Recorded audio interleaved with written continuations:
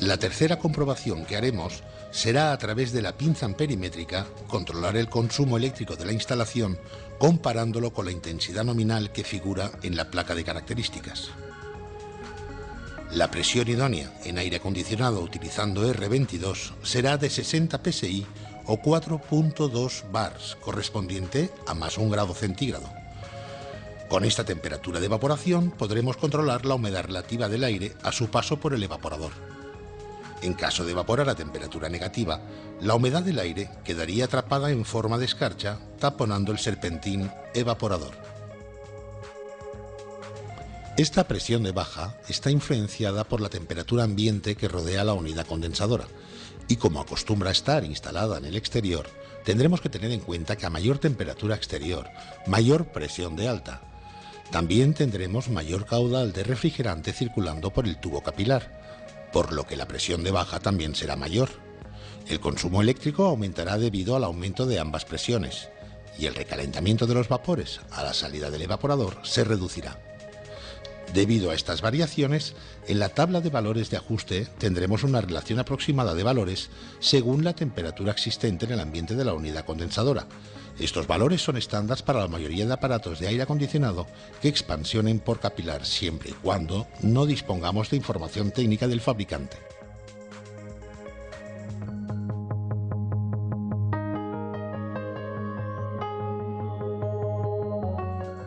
A continuación, pasaremos a realizar 3 ejemplos de ajuste con diferentes temperaturas exteriores.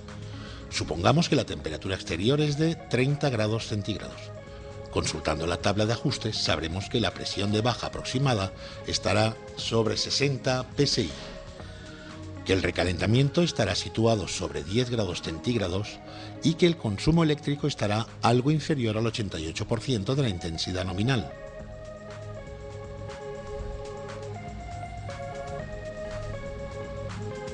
Una vez ambientado el recinto, encontramos una presión de 66 psi, correspondiente con R22 a más 4 grados centígrados.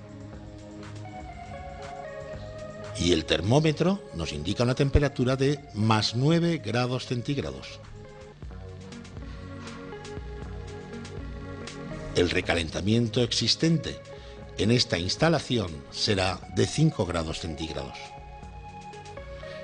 En este caso, tendríamos que descargar refrigerante hasta que la diferencia entre la temperatura de evaporación y la temperatura del termómetro estuviera en 10 grados centígrados.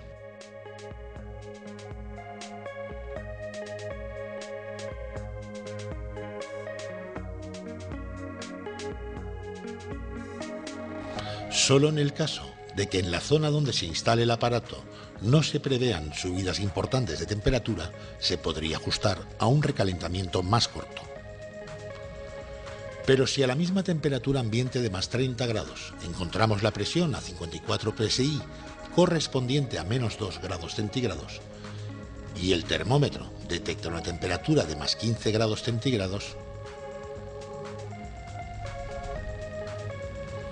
tendríamos en este caso 17 grados centígrados de recalentamiento, por lo que tendríamos que entrar refrigerante hasta conseguir los 10 grados centígrados de recalentamiento.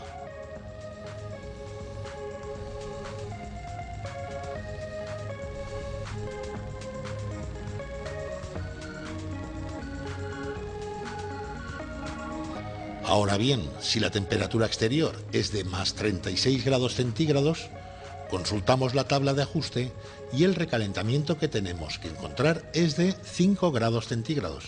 O sea, tendremos que evaporar a una temperatura que, restada a la del termómetro, nos dé 5 grados centígrados.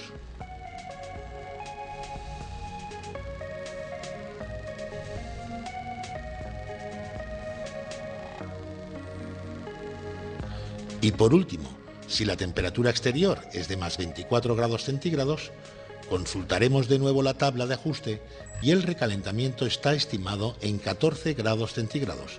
O sea, entre la temperatura de evaporación y la lectura del termómetro tendrá que existir una diferencia de 14 grados centígrados.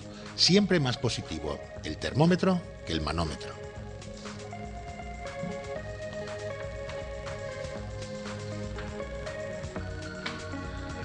En caso contrario, entraremos o sacaremos gas a la instalación hasta conseguir el recalentamiento oportuno, como para que el día más caluroso del año, en la zona que nos encontremos, tengamos un recalentamiento que nos asegure una máxima producción frigorífica sin el peligro de que nos llegue refrigerante en estado líquido a la aspiración del motor.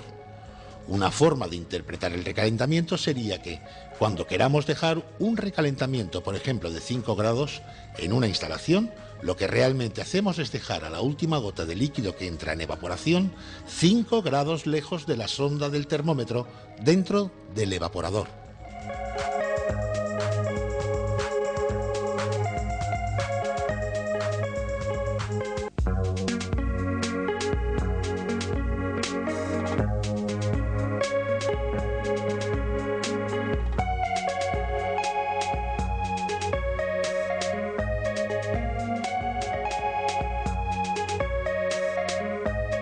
El método que seguiremos en técnicos de servicio para diagnosticar las diferentes averías que se puedan ocasionar en este tipo de acondicionadores se basarán en inspeccionar 3 puntos de la instalación y tomar 2 mediciones.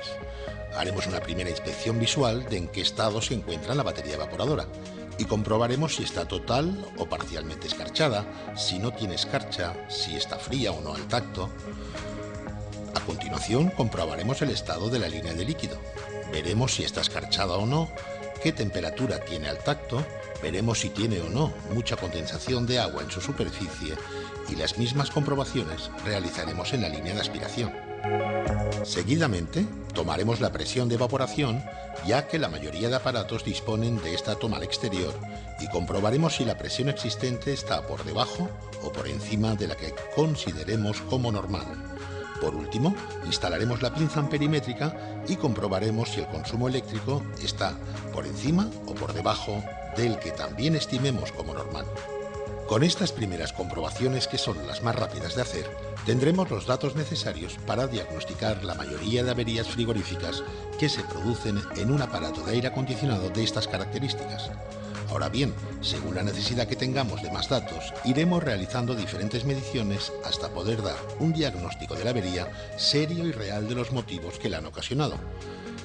Instalaremos el termómetro al final del evaporador para la medición del recalentamiento.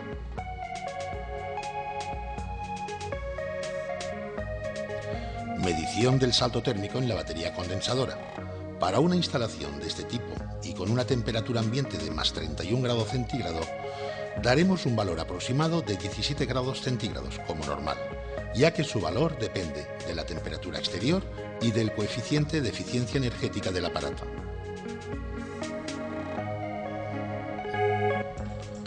Medición del salto térmico en la batería evaporadora, o sea, la temperatura del aire de impulsión y la temperatura del aire de retorno. Igual que en el caso anterior, daremos un valor aproximado de 10 grados centígrados, ya que este valor es variable según la humedad relativa que tengamos en el ambiente y el coeficiente de eficiencia energética que tenga el acondicionador.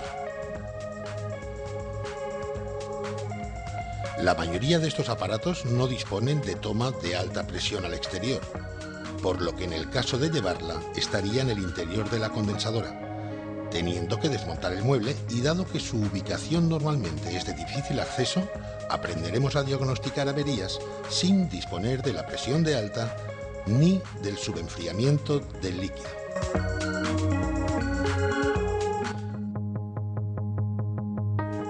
La queja del cliente en esta primera avería es de que la instalación enfría poco. El técnico de servicio empezará por inspeccionar los 3 estados y realizar las 2 mediciones de presión y consumo, encontrándose con estos datos. Seguidamente vamos a intentar analizar con estos primeros datos el diagnóstico de la avería. La evaporadora está escarchada debido a que al evaporar a una presión más baja de lo normal, el líquido está evaporando por debajo de 0 grados. Y la humedad que contiene el aire que circula a través del evaporador deja su humedad en forma de escarcha.